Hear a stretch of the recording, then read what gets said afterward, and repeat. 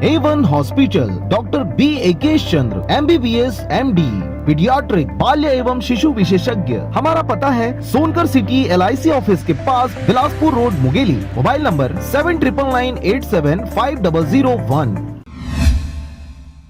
नमस्कार, आप देख रहे हैं आरजे रमझाझर और मैं हूं पुखराज सिंह। एक तरफ किसान अपनी मेहनत का उचित मूल्य पाने व देश के शिक्षित बेरोजगार नौजवान नौकरी पाने देशव्यापी आंदोलन पर हैं, वहीं दूसरी ओर प्रशासनिक नुमाइंदे वेतन विसंगति और पदोन्नति जैसी बातों को लेकर प्रशासन के गले का फांस बन रहे हैं। देखिए यह खास रिपोर्ट।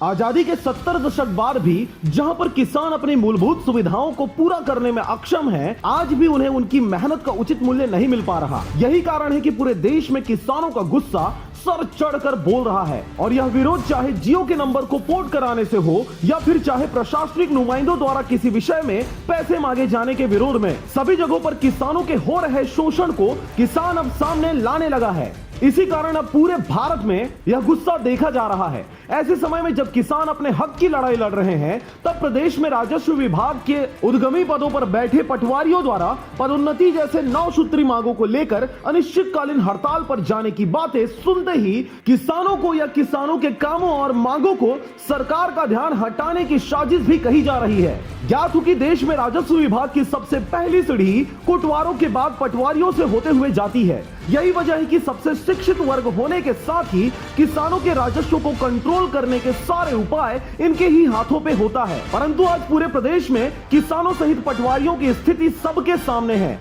एक वर्ग है जिसके पास शासन की सारी योजनाएं हितैषी मालूम पड़ती है, परंतु सबसे दुखदाई जीवन और हर क्षण किस्मत की मार झेलते किसान वर्ग, वही दूसरी ओर पटवारी जिन्हें स्थायी नौकरी, स्थायी वेतन के साथ अंतहीन आय का जरिया माना जाता है। ऐसे में जब दोनों वर्ग अपने दुख और कष्टों को कागजी पन्नों में उतारकर शासन से प्रदर्शन करते हड़ताल पर बैठकर मांगों को मांगते हैं, तो यह सोचने वाली बात है कि सरकार पहले किसके दुख और कष्टों का निवारण करता है। ये बताना चाहूंगा कि मांगे बहुत ही वाजिब है।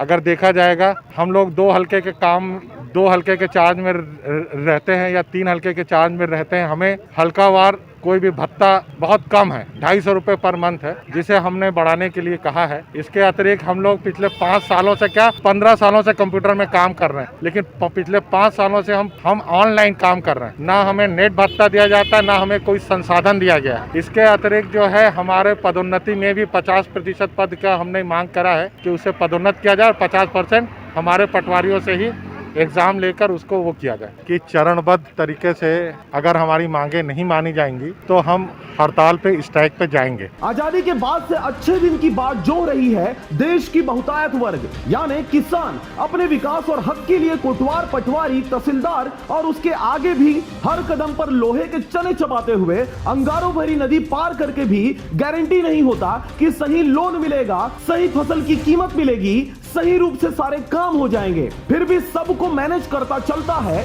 परंतु आज छत्तीसगढ़ के मुंगेली जिले के राजस्व पटवारी संघ द्वारा अपनी 9 सूत्री लंबित मांगों के संबंध में मुंगेली कलेक्टर को जो ज्ञापन दिया गया है, वह भी सोचने पर मजबूर करता है। शासन ने इस बीच हमारी समस्याओं पर ध्यान नहीं दिया, जिसकी वजह से मजबूरन हमें जो है कलेक्टर साहब को फिर सूचना देकर 14 तारीख से हम लोग अनिश्चितकालीन हड़ताल पे बैठे। बहरहाल जिन प्रशासनिक अधिकारी कर्मचारियों को अपने खेतों का अनाज खून पसीने की कमाई खिलाकर यह लायक बनाए हैं कि वह आज साहब कहलाते हैं, और वही साहब पल पल में किसानों के हर कार्य को कागजी कार्रवाई में उलझाए कलेक्ट्रेट के बाहर 9 सूत्री मांगों को लेकर टेंट लगाए बैठे हैं। कुछ समय के आंदोलन उपरांत इनकी मांगे तो स्वीकृत हो जाएंगी, परंतु इस दौरान नुकसान तो सिर्फ किसानों के सर ही फटना है। मुंगेली से अजीत जायसवाल की रिपोर्ट, आरजे रमझाझर।